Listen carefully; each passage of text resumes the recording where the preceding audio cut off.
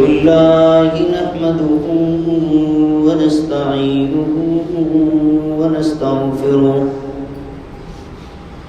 ونؤمن به ونتوكل عليه ونعوذ بالله من شرور أنفسنا ومن سيئات أعمالنا من يهده الله فلا مضل له ومن يضلل فلا هادي له وأشهد أن لا إله إلا الله وحده لا شريك له وأشهد أن محمدا عبده ورسوله أرسله بالحق بشيرا ونذيرا وداعيا إلى الله بإذنه وسراجا منيرا أما بعد فإن خير الحديث كتاب الله وخير الهدي هدي محمد صلى الله عليه وسلم وشر الأمور محدثاتها وكل محدثة بدعة وكل بدعة ضلالة وكل ضلالة في النار من يطع الله ورسوله فقد رشد واهتدى ومن يعص الله ورسوله فقد ضل وغوى اللهم صل على محمد وعلى آل محمد كما صليت على إبراهيم وعلى آل إبراهيم إنك حميد مجيد اللهم بارك على محمد وعلى آل محمد كما باركت على إبراهيم وعلى آل إبراهيم إنك حميد مجيد أعوذ بالله السميع العليم من الشيطان الرجيم بسم الله الرحمن الرحيم إن في خلق السماوات والأرض واختلاف الليل والنهار والفلك التي تجري في البحر بما ينفع الناس وما أنزل الله من السماء من ماء فأحيا به الأرض بعد موتها وبث فيها من كل دابة وتصريف الرياح والسحاب المسخر بين السماء والأرض لآيات لقوم يعقلون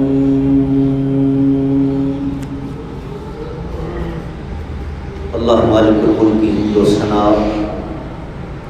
اسی کے لیے تعریفات تسبیحات کبریائی اور بزرگی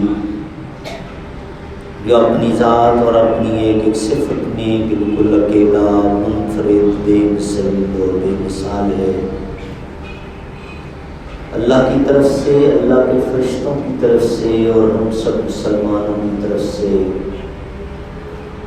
صلاۃ و سلام خاتم الانبیاء حضرت محمد مصطفیٰ صلی اللہ علیہ وسلم کی ذات اقدس پر جو اللہ کے آخری نبی اور رسول بن کر مبعوث ہوئے، اپنے مالک کا پسندیدہ دین اسلام اور آخری سچا آسمانی صحیفہ قرآن پاک ہم تلک میں نون پہنچا کر اس دنیا سے رخصت ہو گئے۔ پچھلے مہینے کا جو تیسرا خطبہ جمعہ تھا، اس میں ہم نے سورۃ البقرہ کی آیت نمبر 163 کے حوالے سے گفتگو کی تھی۔ دو بنیادی نکتے تھے۔ نمبر 1 کہ رب العالمین کی ہمارے ساتھ بڑی شفقت ہے، مہربانی ہے، رحمت ہے، نوازش ہے کہ اپنے احکام ایک ہی مرتبہ نہیں دیتا، بار بار دہراتا ہے۔ اور اس قرآن پاک میں بھی اللہ تعالیٰ نے اپنے بہت سارے احکام ریپیٹڈلی ہمارے لیے بیان فرمائے، یاد دہانی کے لیے، اور پھر ایک ہی انداز سے نہیں، مختلف سٹائل سے، مختلف انداز سے بیان فرماتا ہے تاکہ بندوں کو سمجھنے میں آسانی ہو جائے۔ ایک پوائنٹ ہم نے یہ بیان کیا تھا، اور دوسرا پوائنٹ یہ بیان کیا تھا کہ اللہ نے توحید کا حکم دیا اور اس کے ساتھ اپنی رحمت والی صفت بیان کی، اپنی مہربانی والی صفت بیان کی۔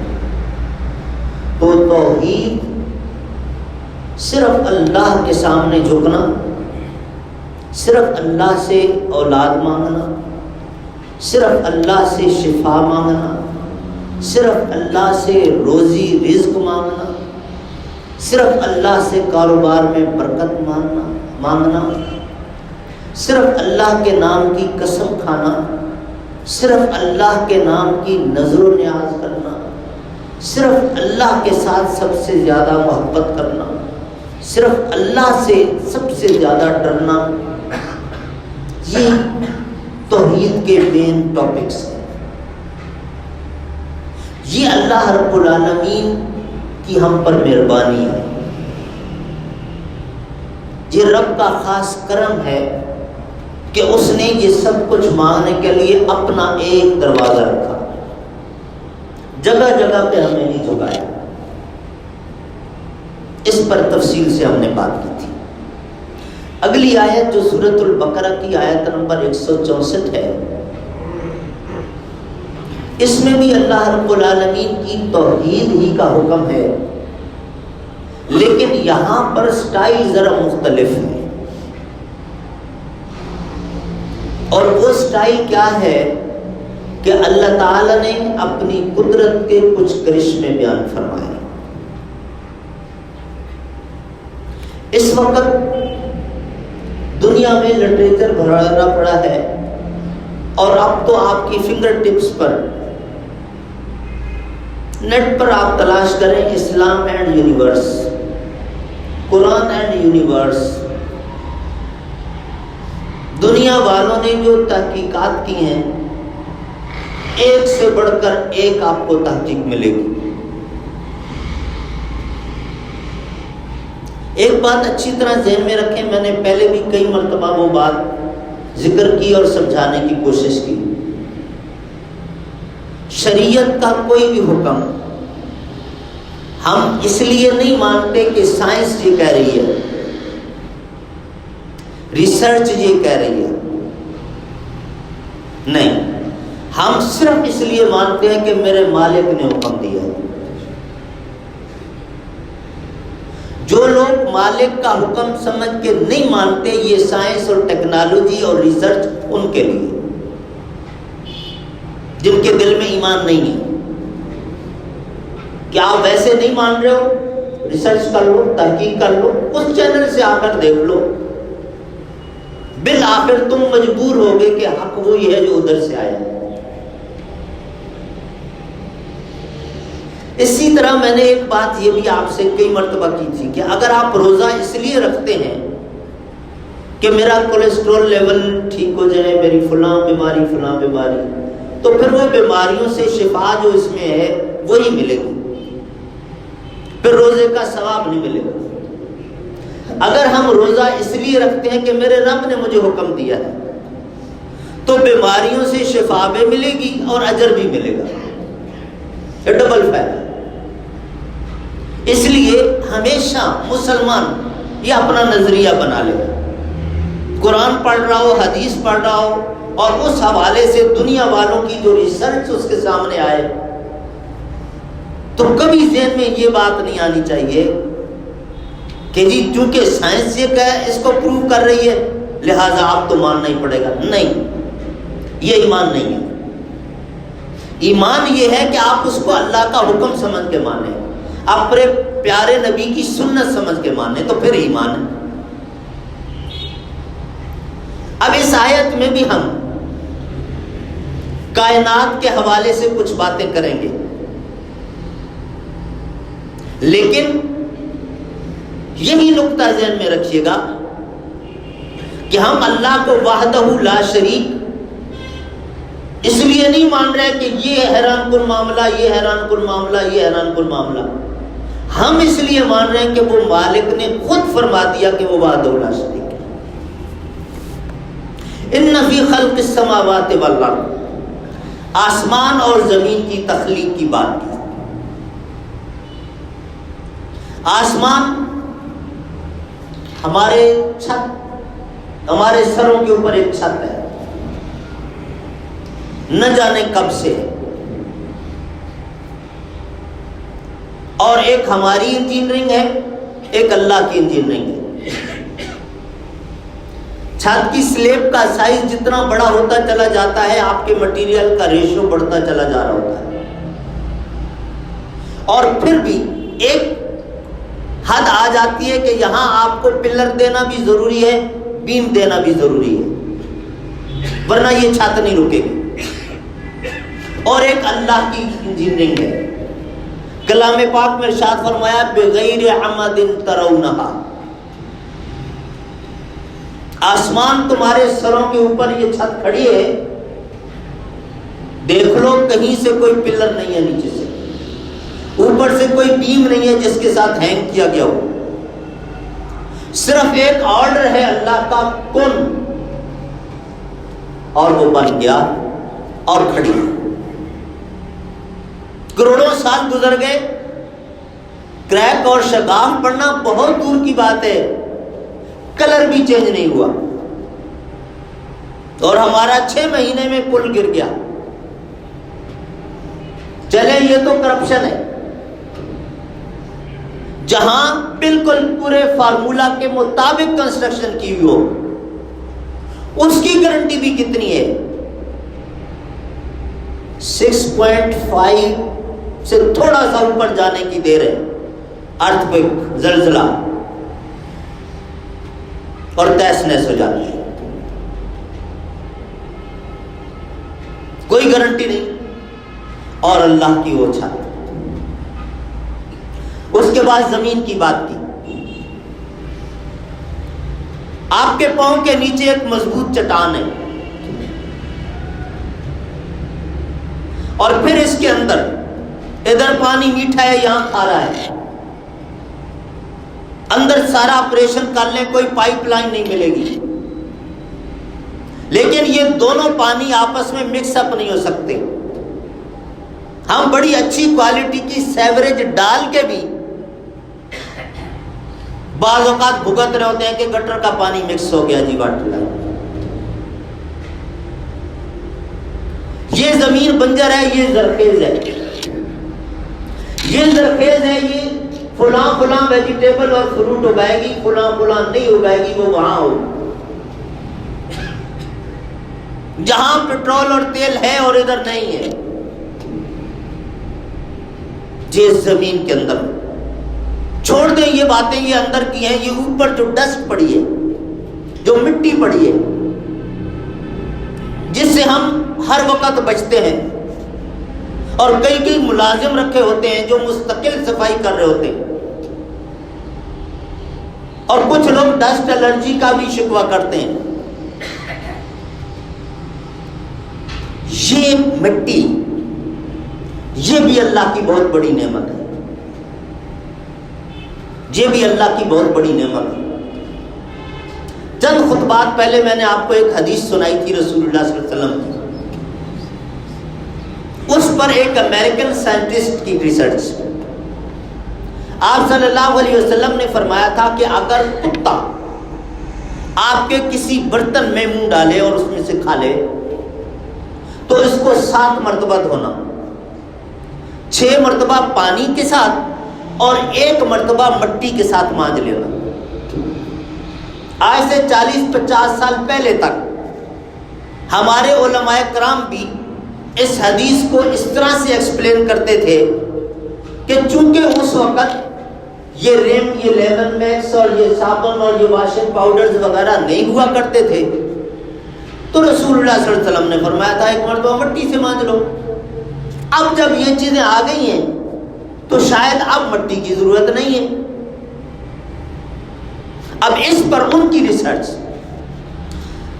ہم تو اس لیے مانتے ہیں کہ میرے نبی نے یہ فرمایا ہے، اسی طرح کرنا پڑے گا، لیکن جو اس کو اس طرح سے نہیں مانے گا اس کے لیے پھر سائنس اس کو بتاتی ہے۔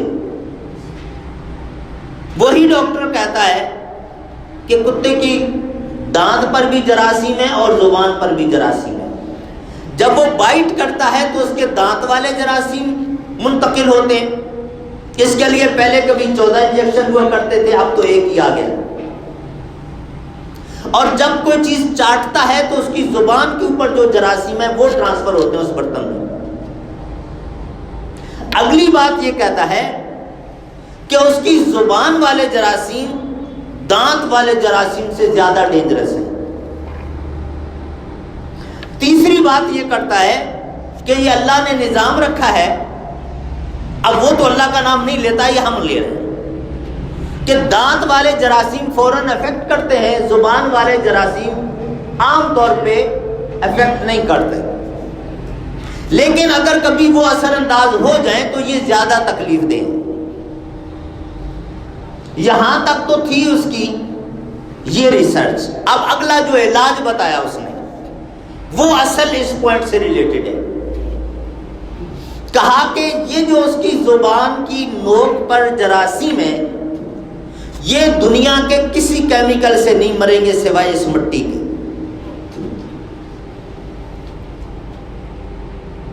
آپ اپنی سیٹسفیکشن کے لیے کچھ بھی استعمال کر لیں، جراثیم موجود رہیں گے۔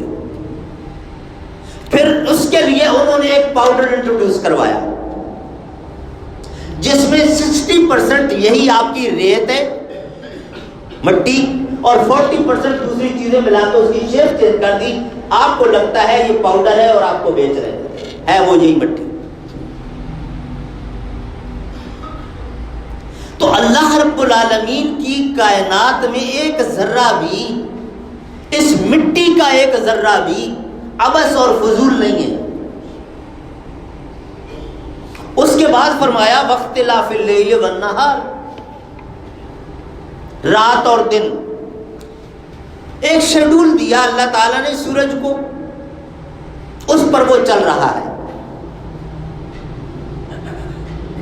دنیا جہان کے سارے سیاست دانوں کو پاکستان اکٹھا کر لے کہ ہماری اکانومی بہت نیچے چلی گئی ہے، ہمیں ورکنگ آورز زیادہ چاہیے، زیادہ کام کرنا ہے، تھوڑا سا اس کو اٹھانا چاہتے ہیں تو مہربانی کرو سورج کو 1 گھنٹہ ڈیلے کر دو۔ دنیا کی کوئی طاقت ایسا نہیں کر سکتی۔ سورج اللہ نے جو اس کو ٹائم ٹیبل دی ہے اس پر طلوع ہوگا اور اسی پر غروب ہو جائے گا۔ یہ جو ڈیوریشن ہے آپ نے اسی کے اندر رہ کر اپنے معاملات سارے مینیج کرنے ہیں، اس کو نہیں چھیڑ سکتے۔ کتنا بڑا چیلنج ہے اللہ کا۔ پھر پہلے کبھی ایک جملہ پڑھا کرتے تھے، سنا کرتے تھے، دن بنایا کام کرنے کو، رات بنائی آرام کرنے کو۔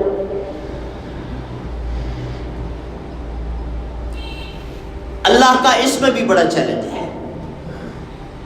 ایک بندہ اس کی نائٹ ڈیوٹی لگا دے اور دن میں وہ آرام کرے، سوئے رہے۔ ہی ہیلدی انسان کیوں نہ ہو، 2 مہینے ڈیوٹی کر کے دیکھ لے، منہ پہ اشتہار لگا ہوگا کہ صاحب رات کو نہیں سوتے ہیں۔ ایسی اللہ نے اس نیند کے اندر، اور پھر پیارے نبی صلی اللہ علیہ وسلم نے جو شیڈول دیا تھا کہ عشاء کی نماز اس دن کا آخری عمل ہونا چاہیے آپ کا، ڈنر بھی آپ نے پہلے کرنا ہے، مغرب سے پہلے کر لیں یا مغرب کے فوراً بعد کر لیں، عشاء کے بعد لائٹ آف کرو اور سو جاؤ، پھر آدھی رات کو یا تھوڑا بعد تہجد پڑھنا چاہو اور عبادت کرنا چاہو، اپنا کام کاج کرنا چاہو، بے شک اٹھ جاؤ۔ یہ رسول اللہ صلی اللہ علیہ وسلم کا دیا ہوا شیڈول تھا، ہم نے اس کو اہمیت نہیں دی، رات کو دیر تک کام کر رہے ہیں اور صبح پھر فجر کی نماز ہی یا فجر کی نماز پڑھ کے دوبارہ سو گئے، اور پھر برکتیں دیکھ لیں۔ ارب پتی آدمی بھی رو رہا ہے، برکت ایک الگ چیز ہے، اس کا کوانٹٹی سے تعلق ہی نہیں ہے، جس کو ہم سمجھ نہیں پا رہے۔ پیارے نبی صلی اللہ علیہ وسلم نے دعا دی ہے کہ اللہ میری امت کی صبح میں برکت فرما، صبح کا وقت جو کام کرنے کا ہے، بزنس کرنے کا ہے، محنت کرنے کا ہے، وہ ہم سے ہوئی۔ شیڈول اتنا خراب کر دیا، اخلاقیات اتنے تباہ ہو گئے، کوئی بات یاد آ گئی رات کے 12 بجے اٹھا کے فون، اور نئی معذرت کریں گے کہ لیٹ آورز میں آپ کو ڈسٹرب کر رہا ہوں، اور صبح 11 بجے فون کر کے پہلا جملہ ہوتا ہے سوری صبح آپ کو ڈسٹرب کر دیا۔ صبح تو 11 بجے، فجر کے بعد کوئی سوری کا کنسیپٹ ہی نہیں ہونا چاہیے، یہ سوری تو رات کو ہونی چاہیے تھی، نہیں کیا۔ یہ جو ہم نے کیا، اب اس سے صحت ہر شخص کی دیکھ لیجیے، ہر بندہ بیمار ہے، 99.9% بغیر مبالغے کے۔ ویسے ٹھیک ہے پھرتا رہے، لیکن ڈاکٹر کے پاس بیٹھے گا تو 10 چیزیں اپنی گنوا کے بتائے گا کہ میرے ساتھ یہ پرابلم، یہ پرابلم، یہ پرابلم۔ یہ کہاں سے آیا؟ بہت سارے فیکٹرز ہیں، خوراک بھی ہے، لیکن یہ جو شیڈول ہم نے غلط کیا ہوا ہے، اس سے صحت بھی تباہ ہو رہی ہے، برکت بھی ختم ہو رہی ہے رزق میں۔ تو اللہ رب العالمین نے اس کا بھی ذکر کیا کہ رات اور دن ہم نے عطا کی، ہمارا شیڈول ڈسٹرب کر کے دکھاؤ۔ اس کے بعد وَالْفُلْكِ الَّتِي تَجْرِي فِي الْبَحْرِ بِمَا يَنْفَعُ النَّاسِ، کشتیاں اللہ نے انسان کو صلاحیت دی، پہلے تو صرف سفر کے لیے بنائی تھی، پھر شکار کرنے لگا، اب جنگیں بھی لڑ رہا ہے، سیمرینز بنا لی، طے تک چلی جاتی ہیں، اچھی چیز کو غلط طور پہ بھی استعمال ہم کرنے لگ گئے۔ لیکن بہرحال اس کا اللہ تعالیٰ نے ذکر کیا کہ یہ صلاحیت ہم نے تمہیں دی ہے۔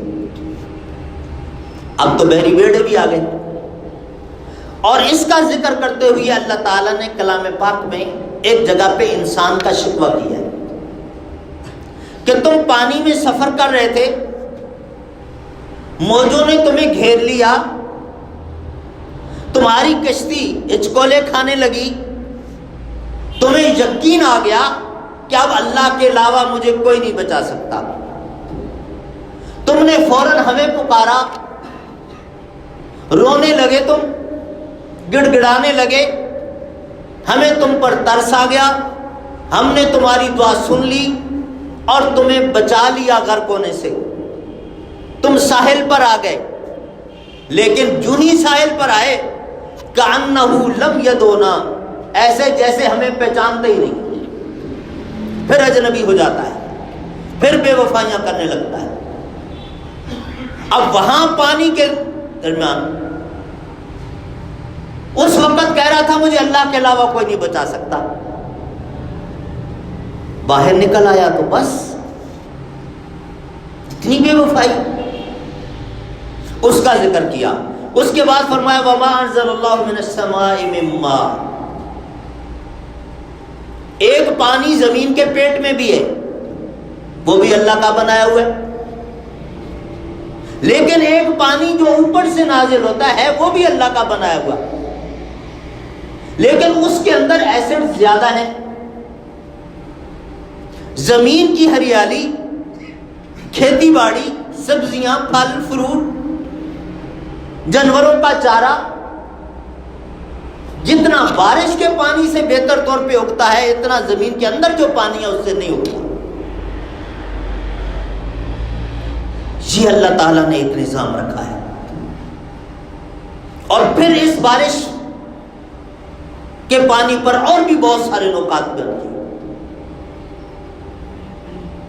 ایک کراچی شہر میں رہنے والے لوگ صبح ٹی وی کھولتے ہیں، کہتے ہیں کل کلفٹن میں بارش ہو گئی. گلشن والوں کو پتہ ہی نہیں.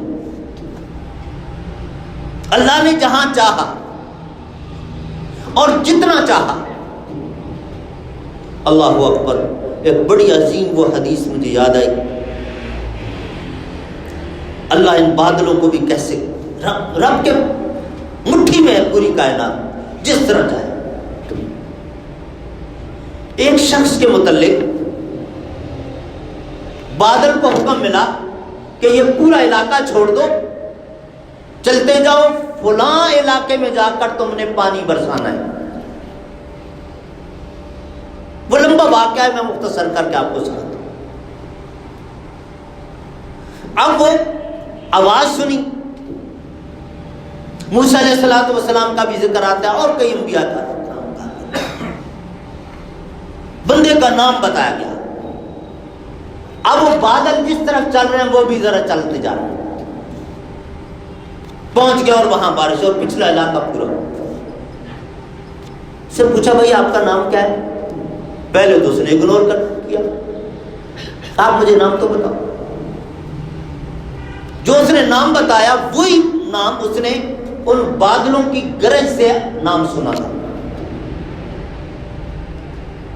اللہ تم پر اتنا مہربان ہے کہ پچھلا سارا علاقہ چھوڑ کے یہاں لا کے تمہارے لیے بارش برسائی.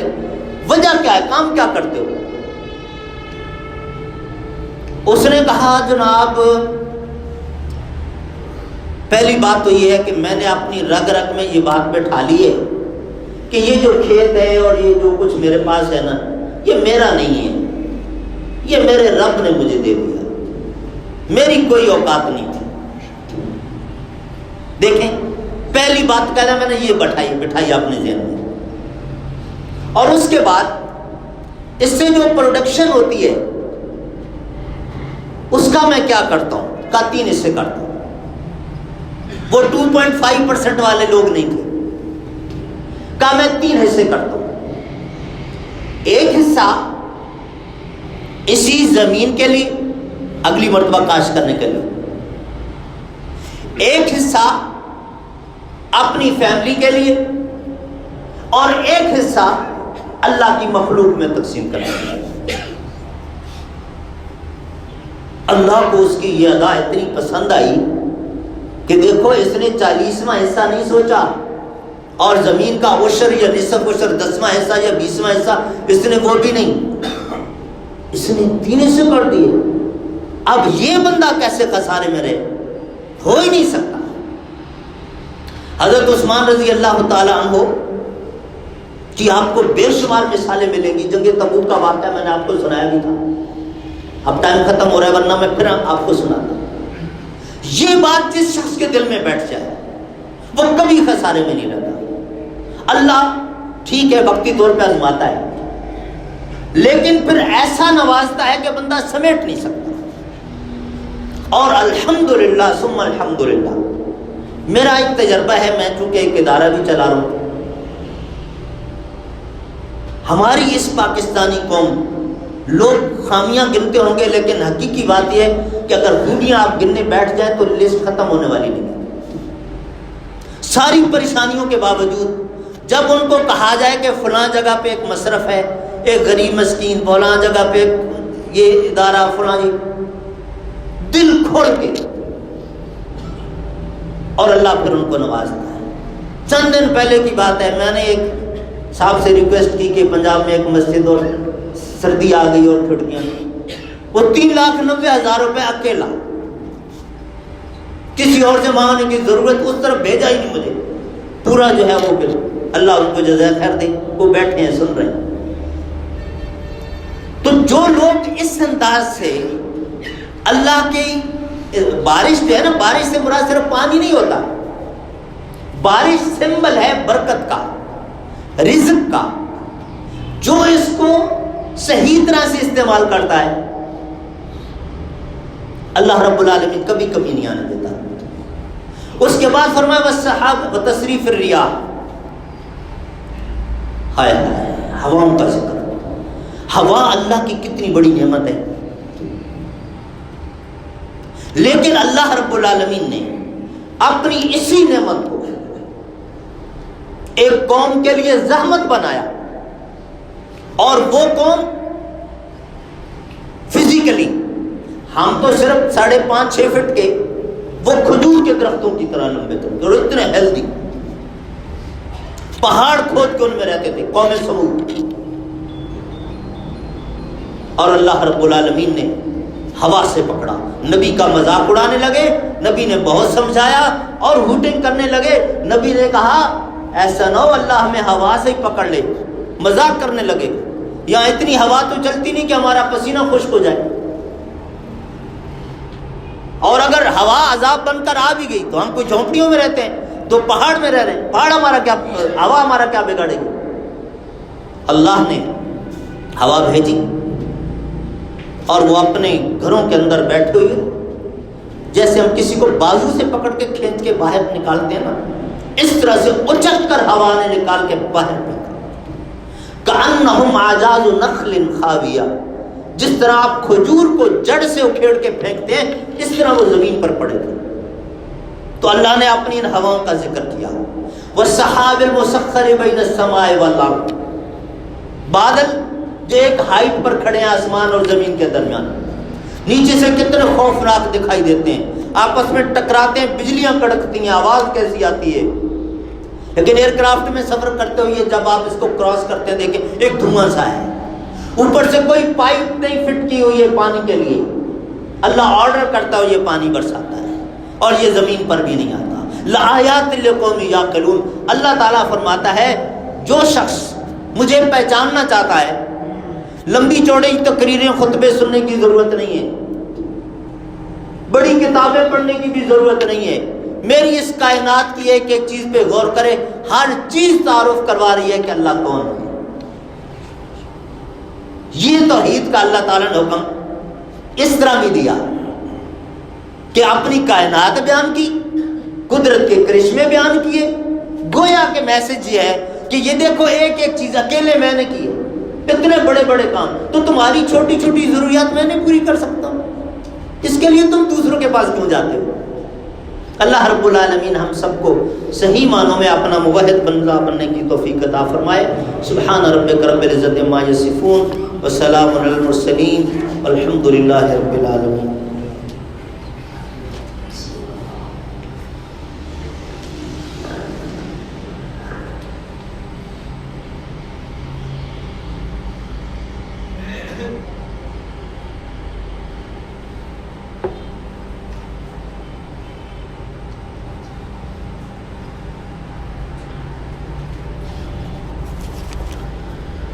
الحمد للہ نحمده ونستعینه ونستغفره ونؤمن به ونتوکل علیہ ونعوذ باللہ من شرور انفسنا ومن سیئات اعمالنا من یهده اللہ فلا مضل له ومن یضلل فلا هادی له واشهد ان لا اله الا اللہ وحده لا شریک له واشهد ان محمدا عبده ورسوله اللهم صل على محمد وعلى آل محمد كما صليت على إبراهيم وعلى آل إبراهيم إنك حميد مجيد اللهم بارك على محمد وعلى آل محمد كما باركت على إبراهيم وعلى آل إبراهيم إنك حميد مجيد ربنا ظلمنا انفسنا وان لم تغفر لنا وترحمنا لنكونن من الخاسرين ربنا آتنا في الدنيا حسنة وفي الآخرة حسنة وقنا عذاب النار. کچھ دوستوں نے دعاؤں کے لیے کہا ہے. ایک صاحب کی بیٹی بیمار ہے تو بیماروں کے لیے بھی دعا کریں گے.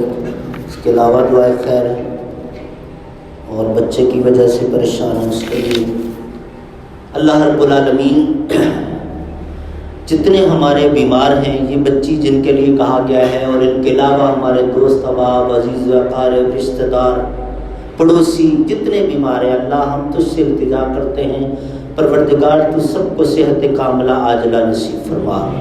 اے اللہ اس بیماری کو جو ان کے لیے آزمائش بن کر آئی ہے صبر کرنے کی حوصلہ رکھنے کی توفیق عطا فرما.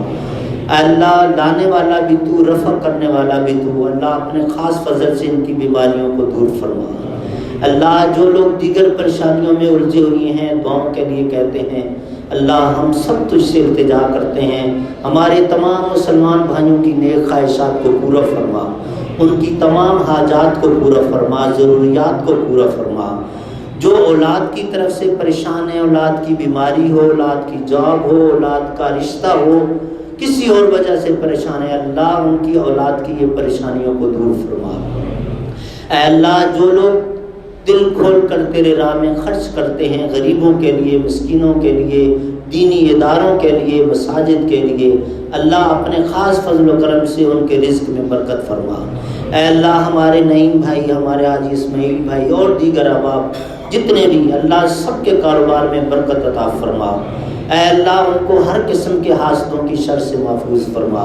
اے اللہ دیگر جو ہمارے دوست احباب اپنے کاروبار میں پریشان ہیں جو رکاوٹیں ہیں اس کووڈ-19 کی وجہ سے یا کسی اور کی وجہ سے اللہ اپنے فضل سے ساری رکاوٹیں دور فرما.